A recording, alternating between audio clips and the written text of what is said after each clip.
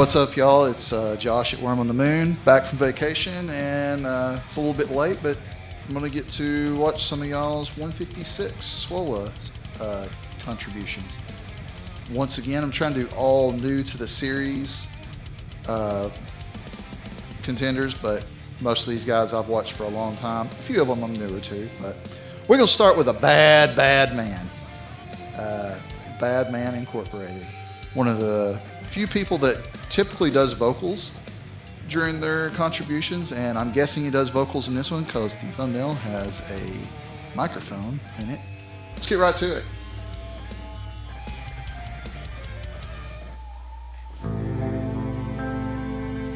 Ooh.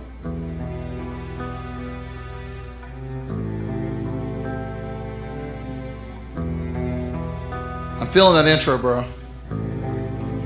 Oh, that makes me think Gladiator right there.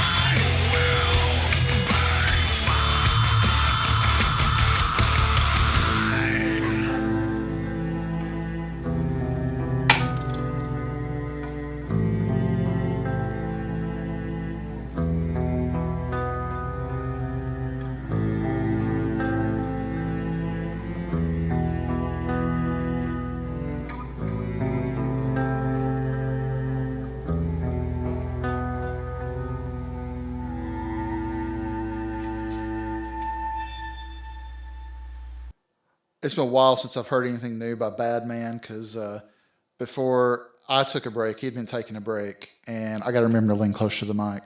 Sorry about. I'm still testing out different things and I'm trying this mic out, so it's a little uncomfortable, but you know. Anyway, before I took a break, he was taking a break, and then right when I took a break is when he started playing again, and so yeah. Man, let's right off the gate, like the intro.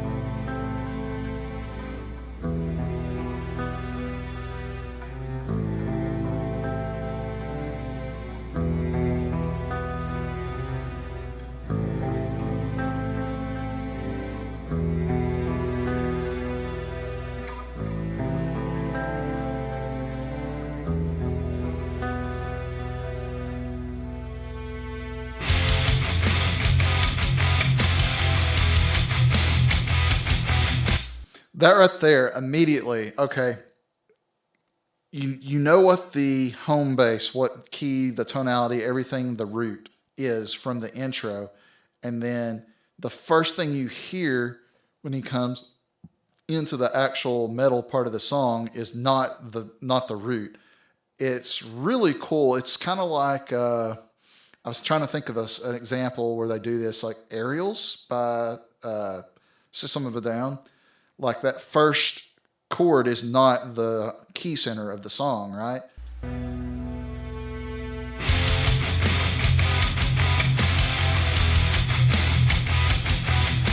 If you don't know anything about music theory, you don't know much. Like the key of the song, the tonal center, right? What feels like home. It's this second chord he plays. The first chord creates a lot of tension, and then there's the resolution going back to the home chord of the key. And that's such a cool way to start. You got this nice, peaceful sounding, smooth, not quite ambient, but, like just a nice, clean, pretty thing. And then it builds into this. The first thing you hear when you hear that distorted guitar is you hear the tension, and the music actually the music theory behind it is backing up that tension. That's a really cool trick.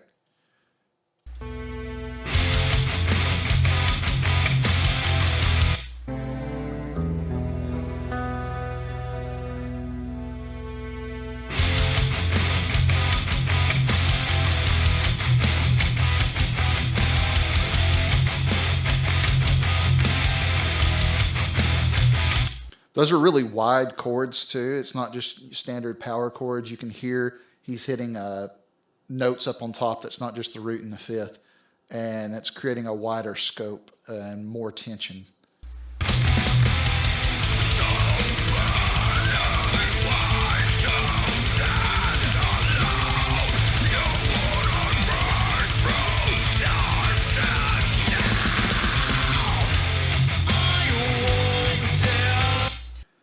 There's a song, something that's not Ariel's, it's just something down, something that it's striking a similarity feeling, not like this is the same song in any circumstances, but it hits me in the same way that I can't think. Maybe something by like Bella Core, maybe. It's got that same kind of like feel to it, or Nea Obliviscaris, something like that. That just, I love that kind of stuff, where you've got the heavy and the groove, and then it's still hard, it's still heavy, and it goes from the singing vocals into more of the higher, like cleaner type stuff. And yeah, very Nea Obliviscaris kind of evokes that spirit, but it's better production quality than Nea Obliviscaris, at least in the earlier stuff. I want to go back. Listen to this riff that under it is really cool too.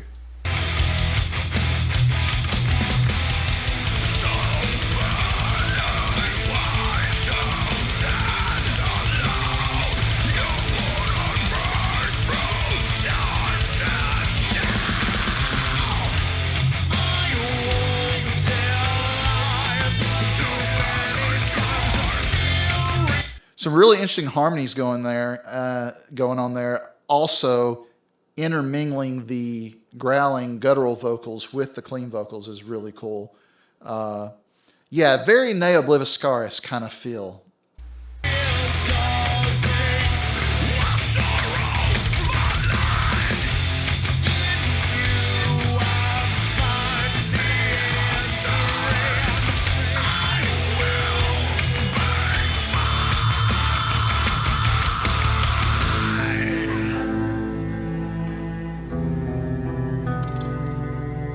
Bookend with the strings.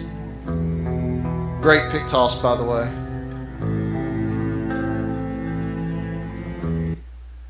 Any news about the album? I've been waiting to see. No, I don't see anything here.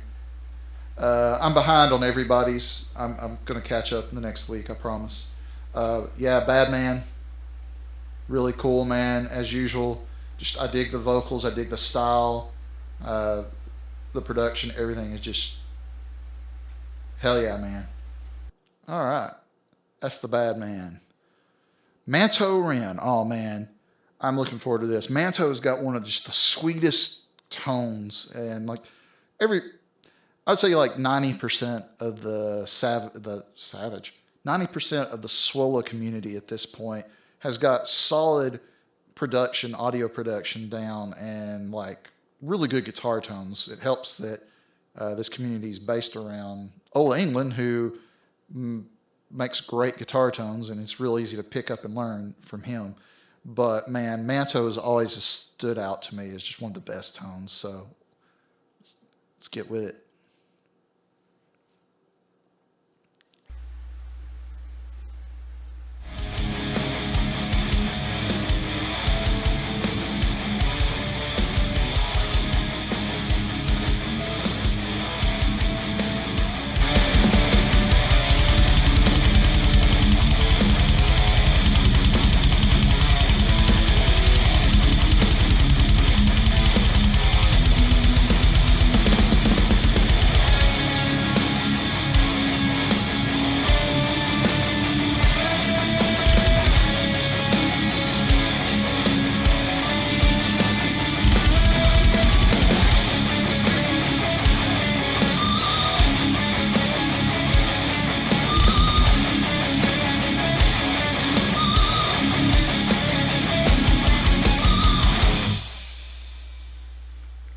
yeah, dude.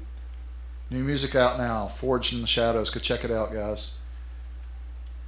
All right. Right away, I realized that I didn't have the volume up, and I was like, huh. So sorry if that volume jump spooked anybody.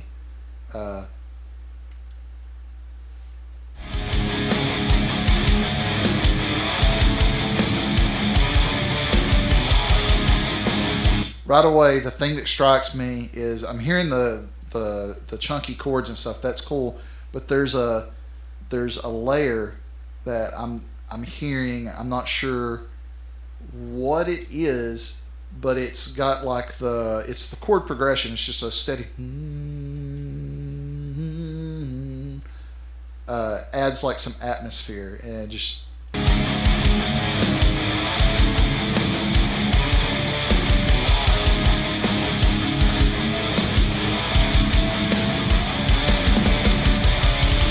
It's guitar, I'm pretty sure, and it sounds really cool over that really chunky riff that he's playing.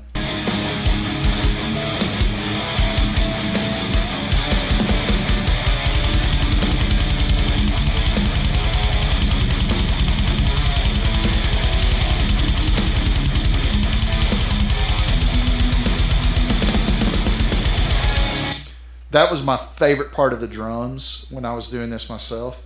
That going from that double kick doing 16ths into the triplets, like that part was so cool, and I wondered how many people would outline that, and he did it right there very well. Like, listen, I'm gonna go back. Well, let's listen to that.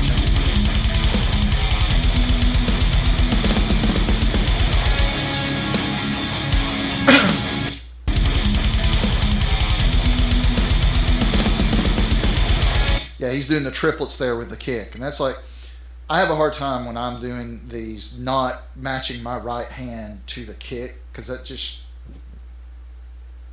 makes sense, right? And like when that pattern happens, it just calls out to it. Well, I want to go back to the beginning riff because I was concentrating on the atmospheric effect and I didn't talk about the riff at all.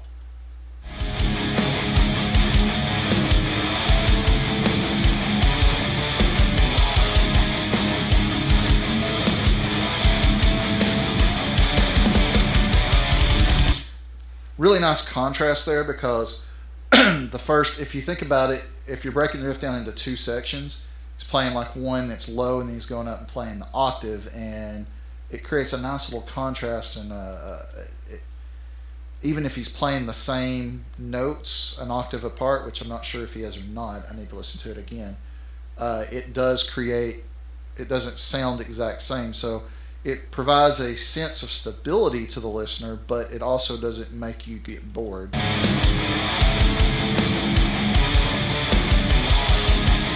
Okay, so it's not exactly the same, but it's a variation. It's very close.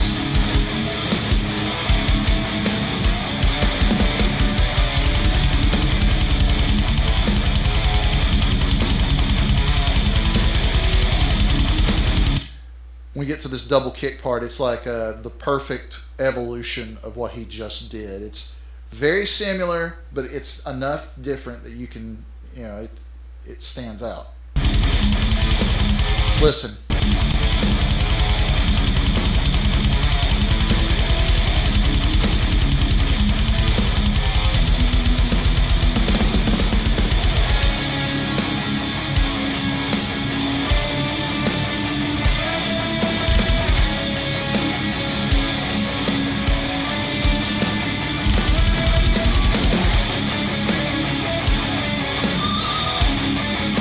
Again, this riff feels like a variation of the opening riff, which all of it does it. That provides continuity. It ties it all together. It's not the same riff, but it's similar. That's good songwriting. That's what that is. Even the guitar is more, the ambient, atmospheric sounding guitar is more prominent now without being too pronounced. This is a riff challenge. It doesn't take away from the riff. It adds to it. Listen to, again, that transition from the double kick into the triplets, man.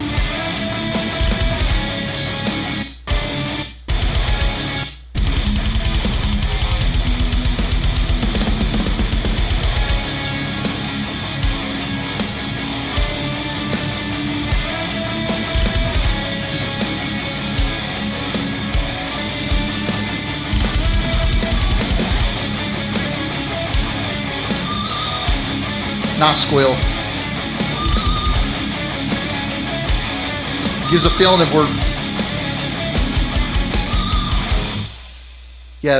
that last section where you did the pinch harmonic and then you did it more frequently. It gave it a feeling of a build of like we're reaching the climax, the culmination, and then sure enough we did. And hell yeah, Manto, like great stuff, brother. All right, Bad Blood, man. I hadn't seen Bad Blood in a while. Again, I took a break. He was taking a break when I was taking a break, or when I wasn't, and then yeah. So here we go. I gotta remember to turn the volume up on these. I don't know why it's down.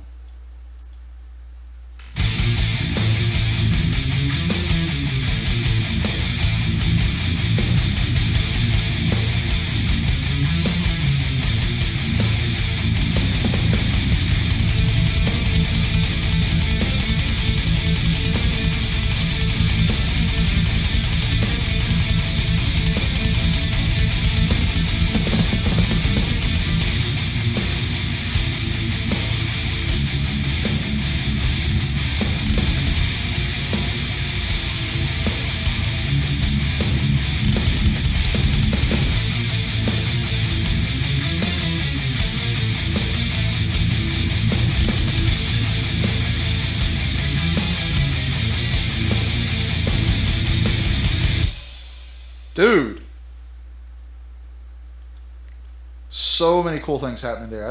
Is that a Solar 7 string? I believe it is.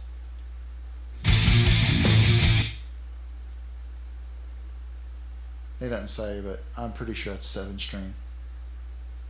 Yeah. And boy, I feel that. Slow tempo this week. No weird shifts to 6/8 either. I agree, man. Like, I love that kind of stuff when I'm listening to it, but if I don't know it's coming, it's hard to ride around it, you know. So drums super straightforward for the most part this week at a great groovy tempo. I like it like 140 to 170, 175. I feel more creative that way. Like this coming week's 217, and I'm like, you know, I can play 217. I couldn't used to, but I can now. But it like. This is my zone, and I feel like me and you are right in that same place there. So, enough talking. Let's examine this.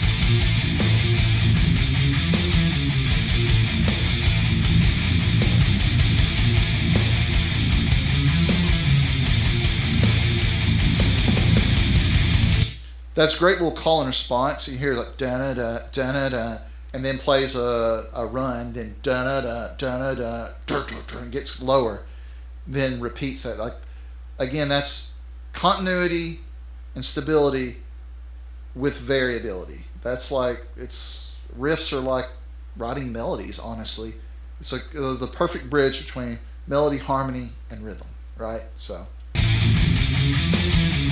love that run too, and it sounds like the bass is doing the run with you, and it just sounds really freaking cool.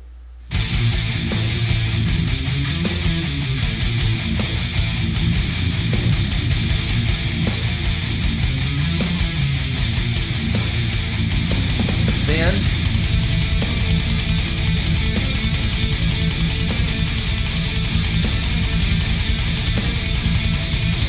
nice little pedal tone lick off of, I think it's the D string, but it might be the A string since this is a 7-string guitar.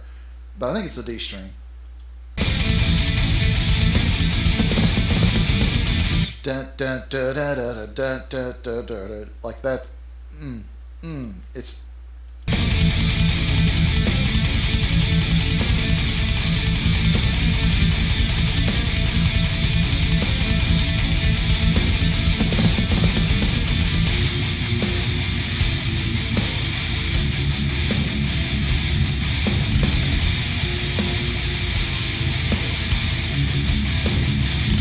that's cool. Those aren't your typical metal power chords, right? Those are actually sounds like thirds, and creates a nice descending lick into that when you hit the root. Sounds.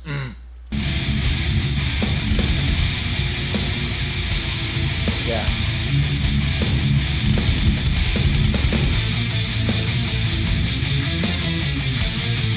We'll come back to the initial riff, but it sounds harmonized now. So ties once again, continuity seems to be the theme of my analysis right now. You know, you got the first riff, you got the second riff, or your first riff, and you got the final riff, and they're similar, but it's evolved. This final riff is evolved with harmony and with a different drum pattern. So, like, listen to the first riff again, and then listen to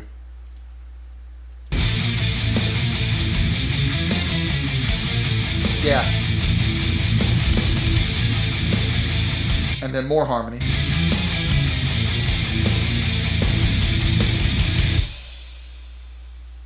Hell yeah, man. That's my kind of jam right there.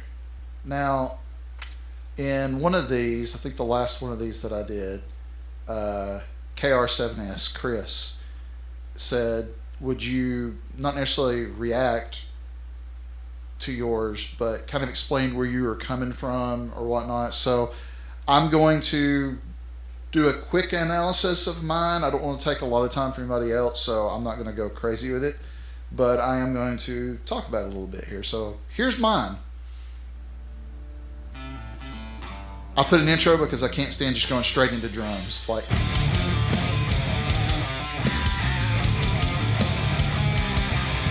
once again, volume.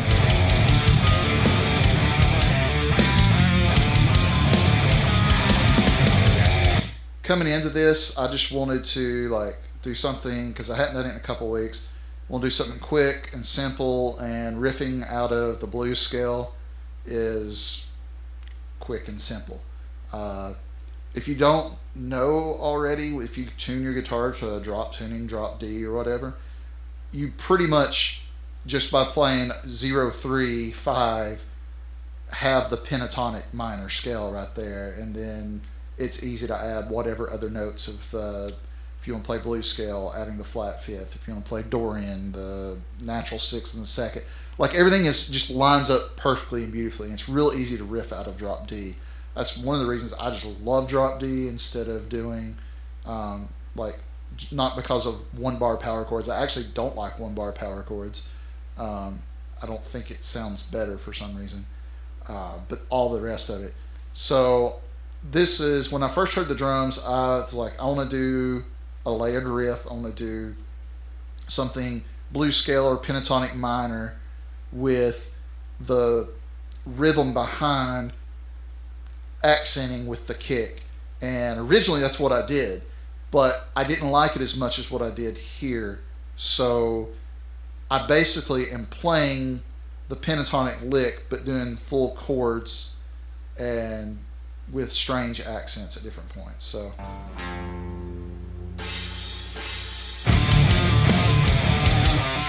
like the lick, and the riff is, so it, and then when I slide up to it's a flat fifth of, I'm just playing 1743, 1743. That's the root chord, the seventh chord, the fourth chord, and the third chord in the key. You do that, that's Southern rock right there. Like that covers the gamut. In D, it'd be D, G, C, F, D, C, G, F. So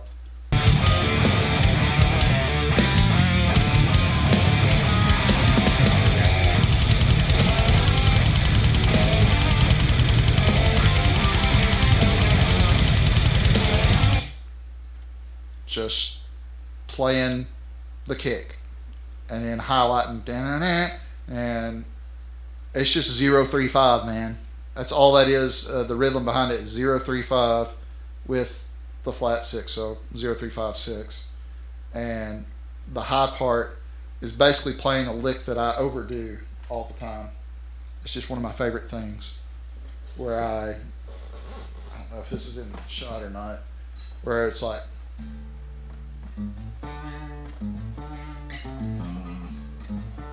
I love that flat fifth to the fifth to the root, pull off back to the fifth. So this is same as going. but it's an octave up. So, and that actually outlines the 035 and 065 that's going on there.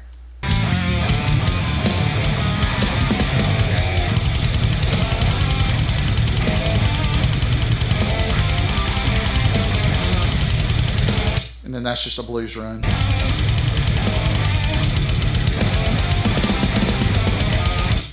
Again, that's my favorite part of the whole thing, was the switch from the to the triplets fills, and the melody doesn't reflect it at all, but the rhythm, I worked really hard to reflect that.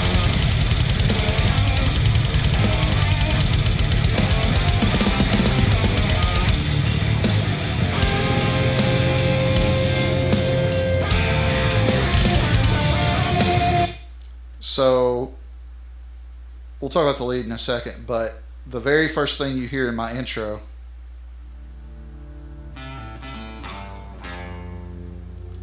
is basically the riff that's coming right here. The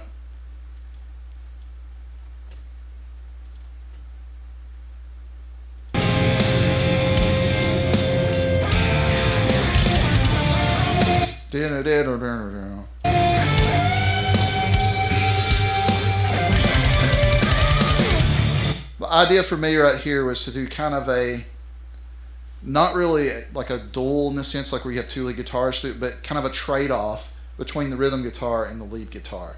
So the rhythm guitar plays a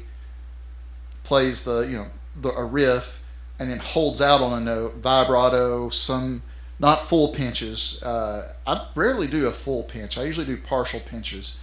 And while that's doing that, I play just a basic ass pentatonic or blues lick that highlights the note that it's hanging out on. So the way I thought about this solo is it's like one part Gary Rossington from Lynyrd Skynyrd, two parts David Gilmour from Pink Floyd, and then the final part is a little more Gary Rossington or Carlos Santana. So here's that idea in place.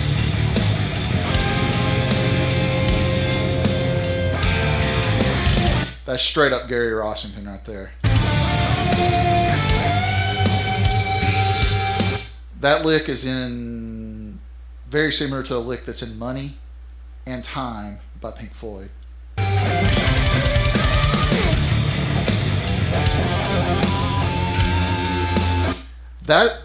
This is one like hallmark of my lead style is I like to bounce between high on the neck and low on the neck. It creates a dynamic contrast, and it just does something in the guitar when you do that, and it just makes it scream a little bit.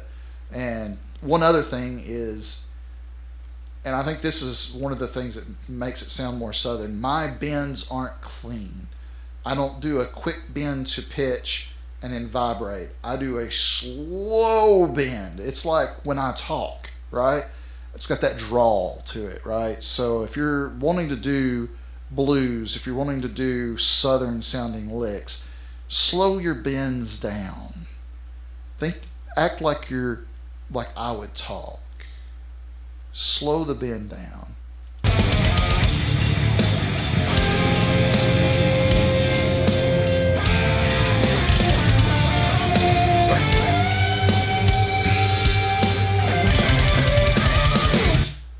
Like, I don't even get to pitch till right before I change. And a lot of that's on purpose. And a lot of that's just that's what I grew up listening to. Grew up from a guitar sense.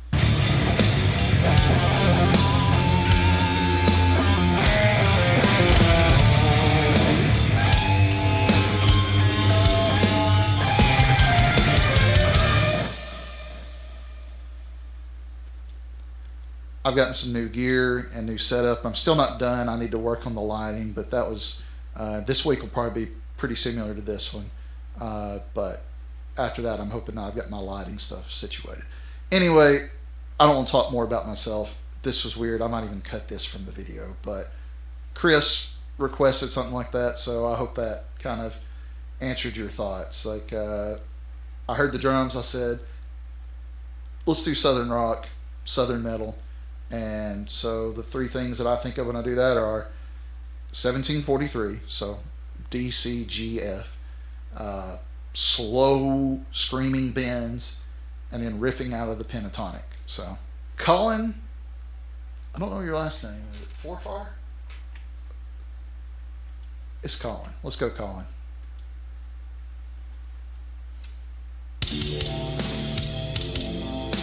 Okay.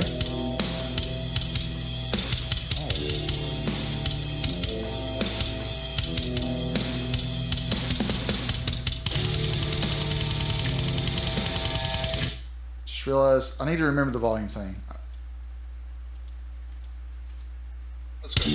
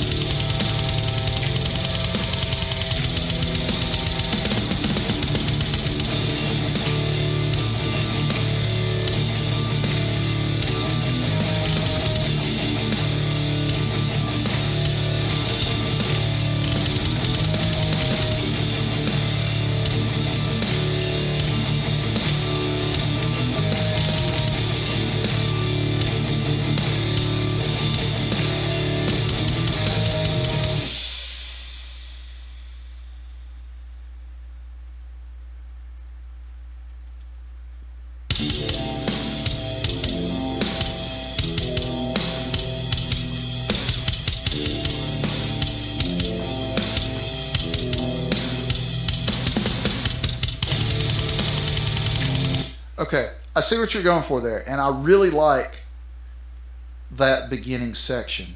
It feels it's setting stage for anticipation. When the big drum fill comes in, you come in with the heavy guitar. In the mix, I would have liked to heard more of the heavy guitar right there. It would have created more of a more dynamics. Like, I get exactly what you're going for. Yes.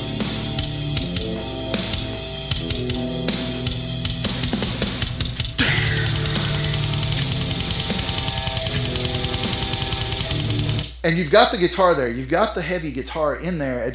I need more of it, right? Like that. Like you set the stage and then just reach out and right. And that's purely a mixed thing. It was played well.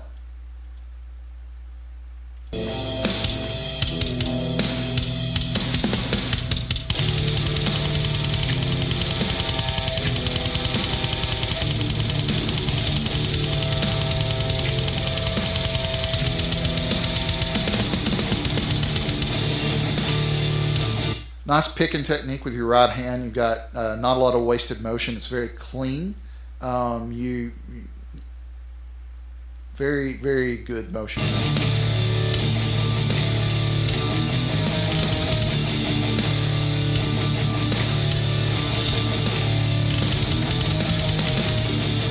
That's a cool run.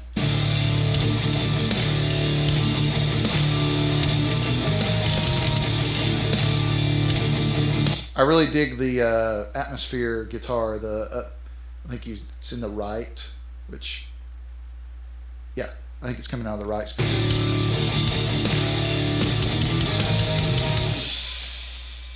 That's really cool, man.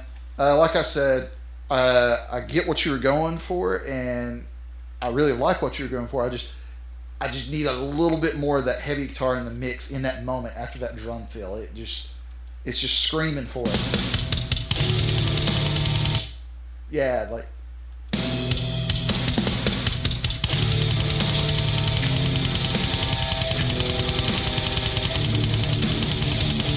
Yeah. But yeah, man. Good stuff. I dig it. Jonathan H.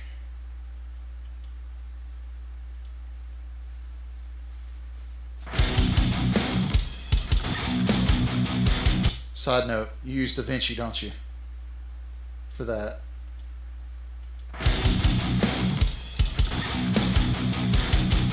Damn it, one of these days I'm going to remember to turn this up before I play. Okay, for real this time.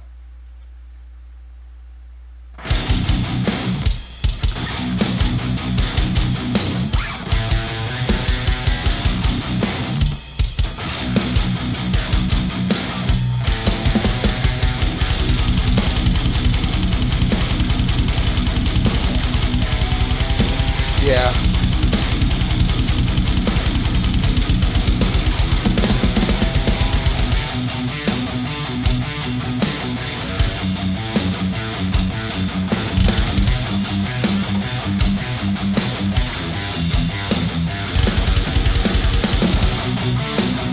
Yes.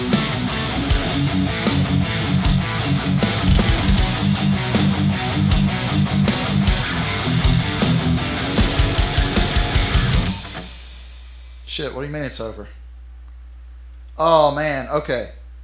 So...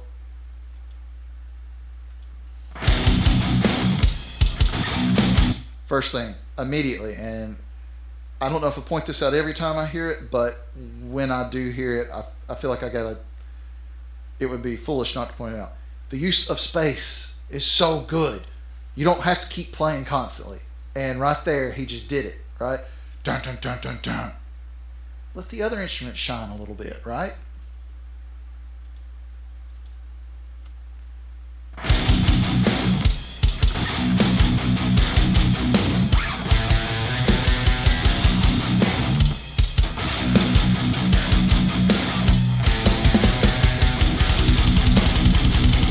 The evolution.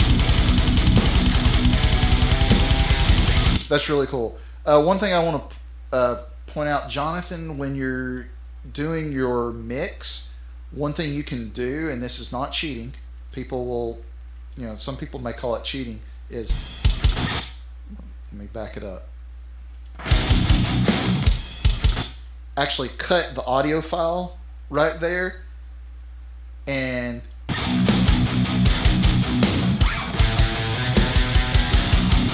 cut. Bring it back. If you cut right during those pauses when the guitar is supposed to be quiet and then you cut right before it comes back in, it creates an even more of a vacuum. And you do it in such a way that it doesn't sound artificial. Trust me, professional engineers do this all the time. And I've started doing that in the past, 2 or 3 months. And it makes a big difference. It's surprising how big a difference it makes. You can even cut off the little thing like where your fingers land back up on the string and it creates just a subtle bit of noise. I do that all the time. So, but yes, that use of space. And then as the drums kick up, the riff evolves, right? It's like dun dun dun dun dun dun dun dun dun dun dun dun dun. When the drums kick up, it's dun dun dun dun dun dun. There's loses the space, and that's good. It feels like an evolution. It's, again, the continuity. It sounds like the same, like it sounds familiar, but it's different enough that you don't lose interest.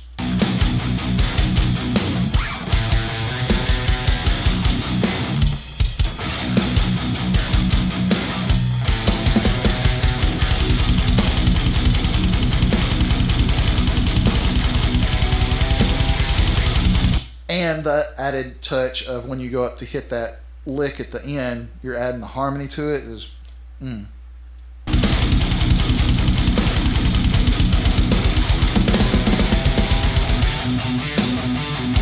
kind of gives me like Gojira vibes. And that's one thing about that drum pattern too, that the double kick into the triplet kicks.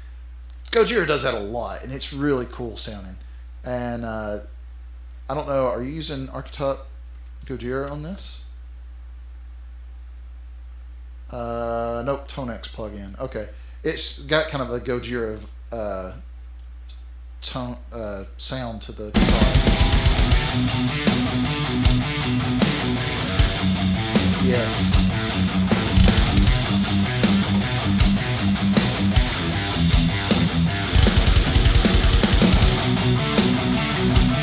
Dude, this chord progression is great. Right? And it feels like that segment in an epic metal song right when the guitar solo is fixing to kick in. You know what I'm talking about, right? Like something like Metallica-esque, right? When they introing the solo. So like,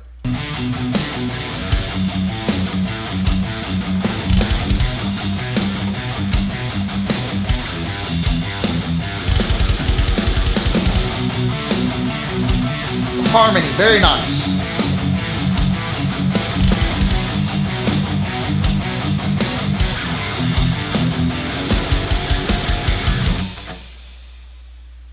Really nice, Jonathan. I really like that. Once again, like that trick you can do when you're editing in the mix, just clip out just a little sections where it's supposed to be quiet. And did you double track that, or is that single tracked?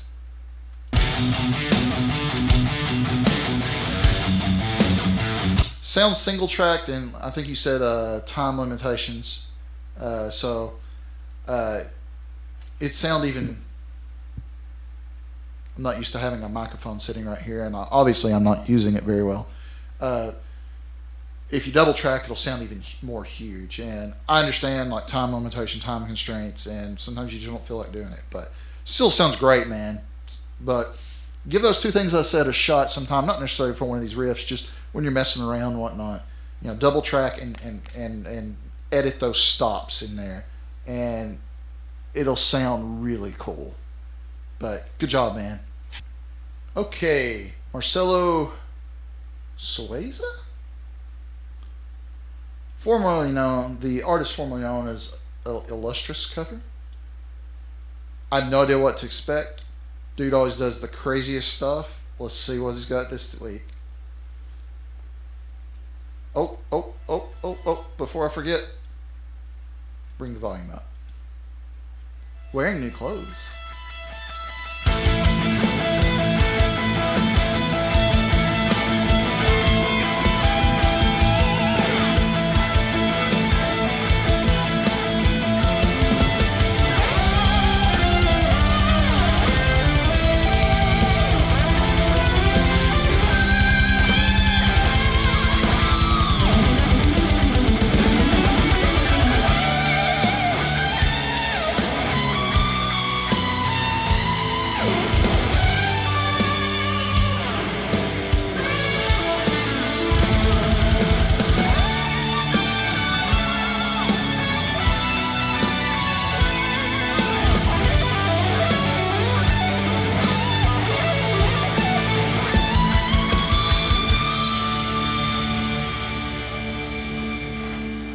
Dude, okay, like I said, I've been behind, so I don't know what the Suelos trilogy is, but that right there, that sounds like the end of the movie, right? Like that's the end of the movie where, you know, so-and-so went on to, you know, win the Nobel Peace Prize, and so-and-so got married to so-and-so, and they had 3 kids, and that sounded so cool and nostalgic and uplifting, you know.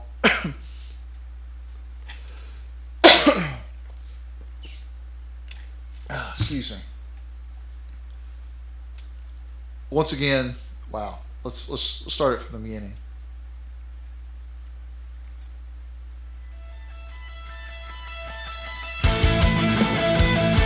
Right away, that little playing the lick before everything else comes in, it like sets a feeling and a mood. Bringing it in the volume. Nice little production trick.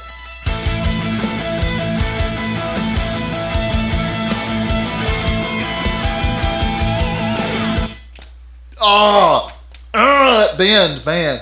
Like I was fixing to comment on the layering of the different guitars, creating like this thick, wonderful atmosphere, and then that little lick comes in, and it's like, ooh, wait, what is this? And then you hit that bend, and the vibrato at the end of the bend was just very tasty.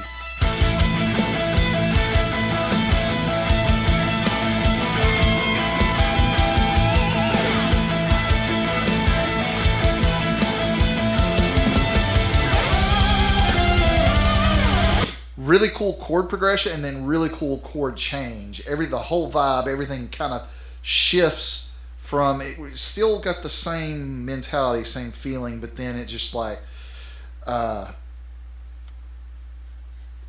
it lifts into a very positive, happy, like I'm graduating kind of feel, right?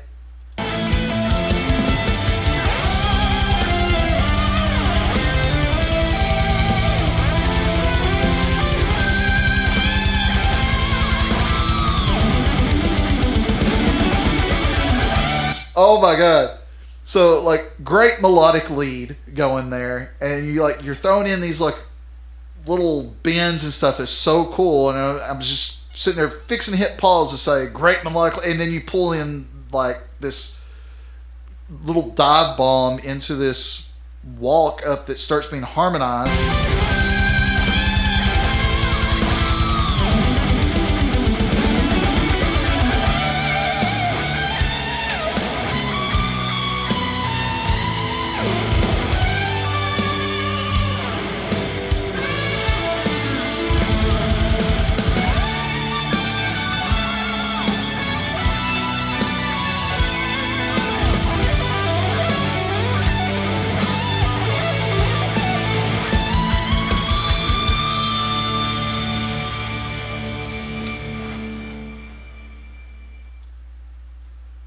I don't know what to say with it other than that just makes me so happy. Listen to it. It just, it's just, I'm going to listen to it again. Like you start off with like, it's kind of like a lonesome feel, but not lonesome, but like a solo victorious feel. And then just, it builds, and then it's like a togetherness. And then at the end, it's just like I said, I'm going to listen to the whole dang thing again.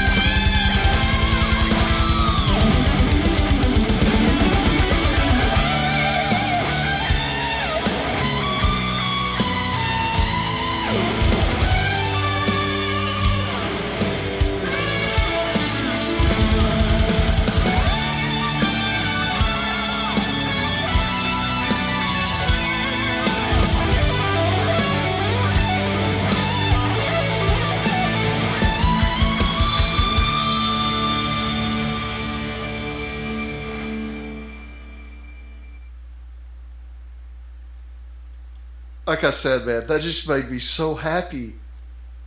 Like, that just brought me so much joy to listen to, man. Like, thank you. Thank you for sharing that. That's so awesome. Terralizer, otherwise known as the Riff Zone.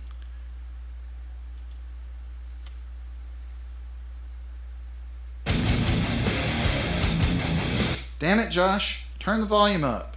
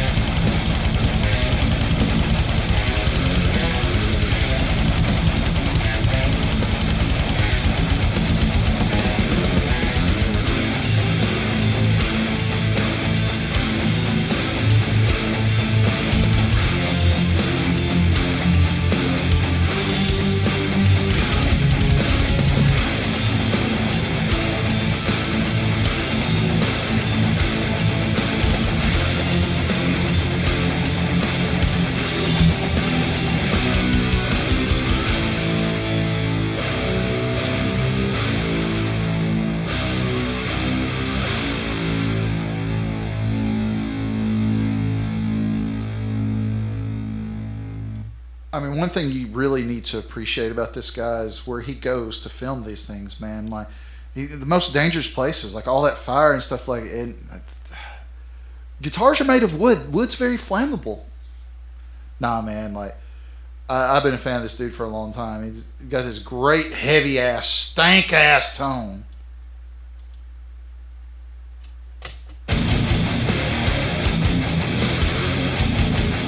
Is that like drop B or something?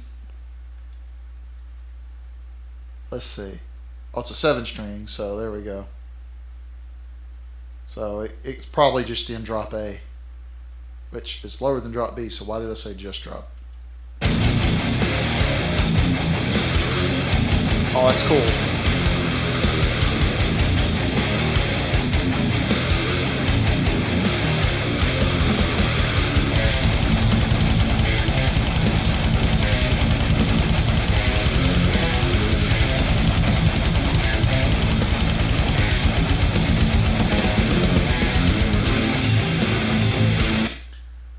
Classic example, man. He's got that. You know, I talked earlier about matching your right hand to the kick, man. Like he's just on it through the 16th notes, and then the triplets changes effortlessly. Listen to this change.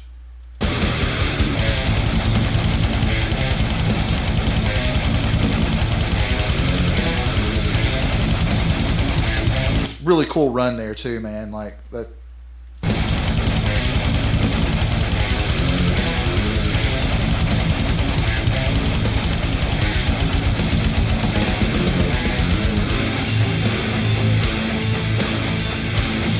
Really nice octave melody over the.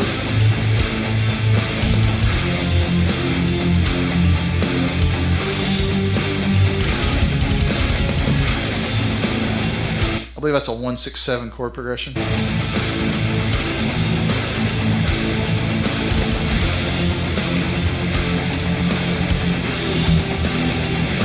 Might be 1-6-5.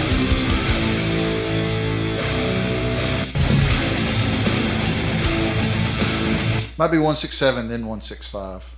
I'm going to go back and listen to it.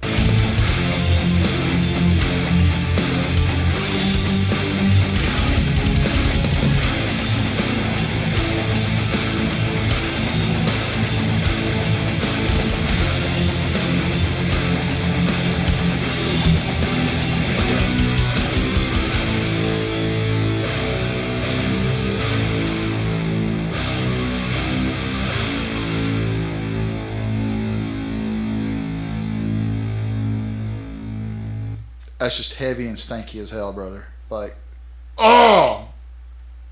Great job, man. Last and absolutely certainly not least, Nightmares and Dreamscapes. Man, I've been a fan of this dude for quite a while now. And seen a lot of progression. Like, he was like already a phenomenal guitarist and songwriter. It just seems like he's just upped his game more and more. And I hadn't seen anything from him in a little while. Now he's been working on several different projects. So, and I've been away for a few weeks, so I'm looking forward to catching up with him. But guy's always a killer writer, player, and he's fantastic lead guitar player. I hope he actually plays some lead in this, because last time I talked about a guy being a great lead guitar player, I picked like the 1 week he didn't play lead guitar in it. So here we go. Immediately, nice ambience. Oh, I'm waiting for it.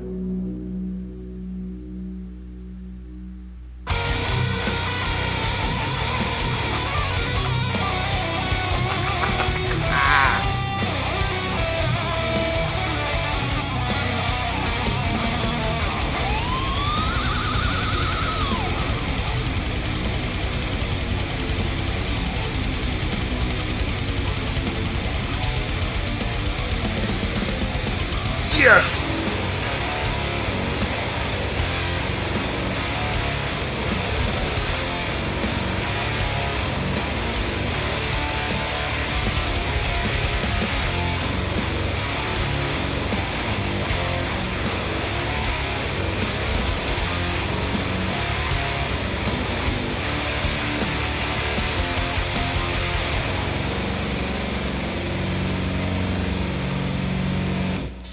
Dude!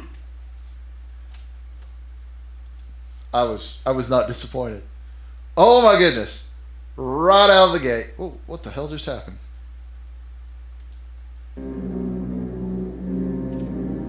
nightmares and dreamscapes.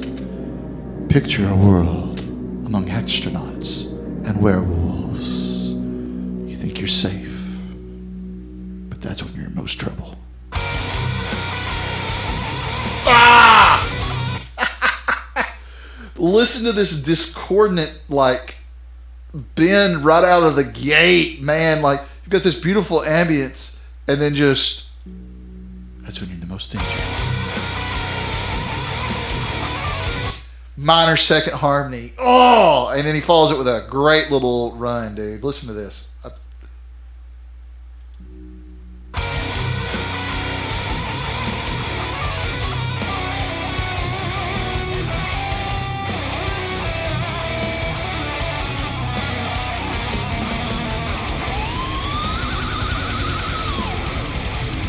I can't help it. I hear a dime squeal, and that's my natural reaction is to do that.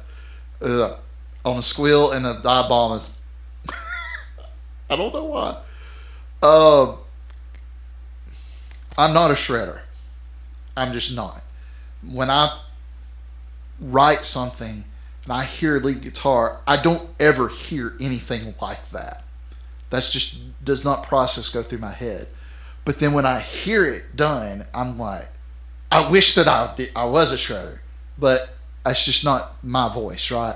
But oh my God, is it your voice? That.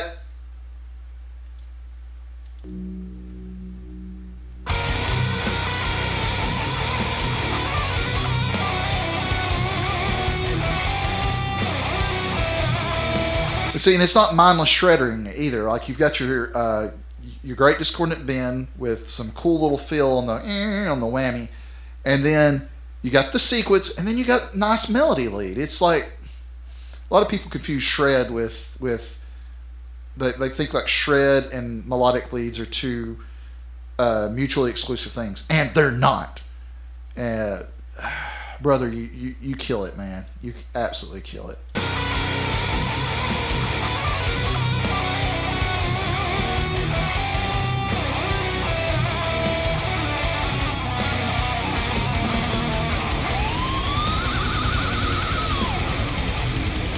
Let's talk about the riff now, because I've focused on the lead.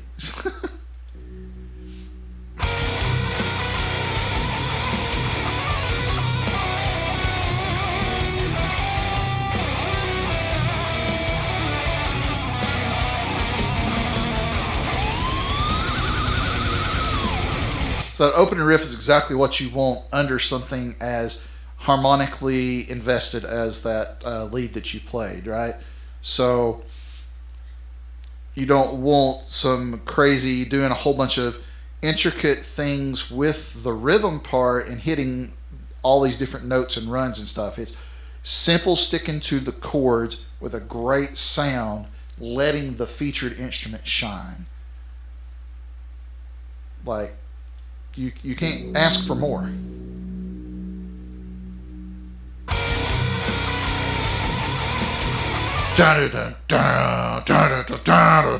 Like, that's what you want.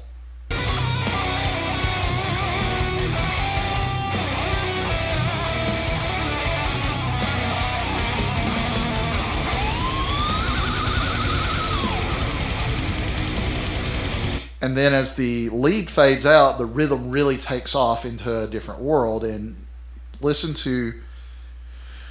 listen to it.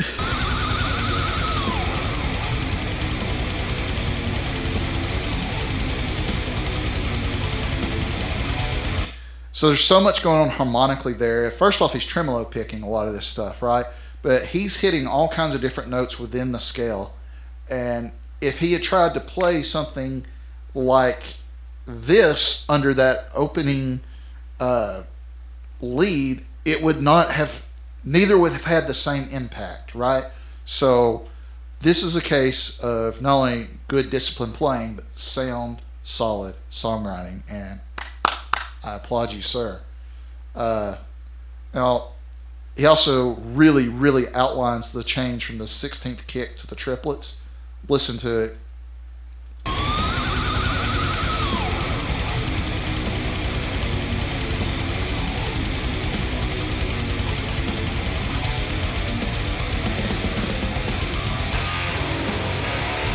That might not be 16th kick. That might be 8th kick into the triplets, but no, I think it's 16th. Anyway.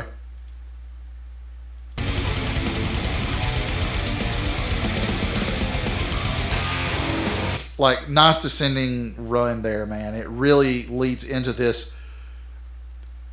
I can only assume you've got an octave pedal on this because it just sounds crazy.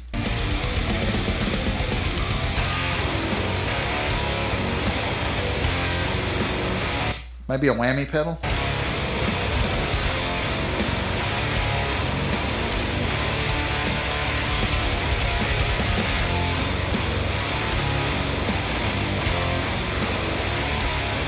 This riff almost seems like the inverse of the opening riff, which, if it is again, clever songwriting. And if it's not, it's similar enough that has that whole continuity thing. Seems like we're tying a nice little bow on the song, right? Like we're referencing something that started, we're referencing the beginning at the end, but it's kind of inside of itself. And it's, again, it's different enough to be interesting, but close enough to something we're familiar with that it just, that's damn good songwriting.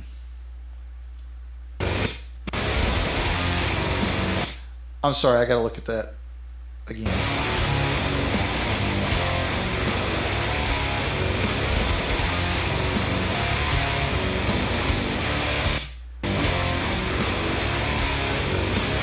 Watch him right here when he reaches up and listen like it's just a little tap as part of the rhythm, but it sounds so cool when he does it.